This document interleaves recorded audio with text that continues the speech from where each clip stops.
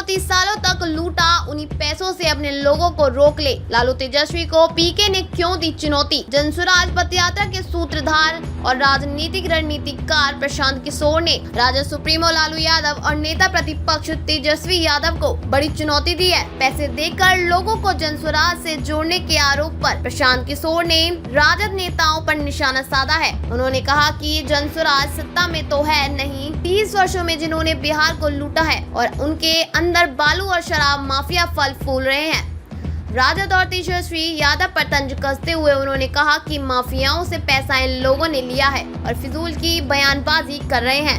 प्रशांत किशोर ने लालू परिवार पर हमला करते हुए कहा कि इन लोगों ने नौकरी के बदले कई लोगों से जमीन लिखवाया है, अपने लिए मॉल बनवाया है। कम से कम उस पैसे का इस्तेमाल अपने ही कार्यकर्ताओं को रोकने के लिए कर लीजिए। पीके ने यह भी कहा कि अगर मान लीजिए हम पैसा दे भी रहे हैं तो आप ज्यादा पैसा दे दीजिए। पीके ने कहा कि इन लोगों के पास पैसे की कमी तो है नहीं, 30 वर्षों से बिहार को इन लोगों ने लूटा है। दरअसल पिछले दिनों आरोप लगाए जा रहे थे कि पैसे देकर दूसरे दलों के कार्यकर्ताओं को जनसुराज में शामिल कराया जा रहा है। राज्य से बड़ी संख्या में कार्यकर्ता टूटकर प्रशांत किशोर के साथ चले गए। पार्टी के प्रदेश अध्यक्ष जगदानंद सिंह ने बाजब्ता पत्र निकालकर अपने कार्यकर्ताओं को पीके और जनसुराज से सावधान किया था। एक पत्रकार ने राजद विधायक के द्वारा किए गए पीके के टाइटल यानी कि प्रशांत किशोर का टाइटल पांडे है पर सवाल किया। इस पर प्रशांत ने साफ कह दिया कि राजद के विधायक और मंत्री के बेतुके वक्तव्य पर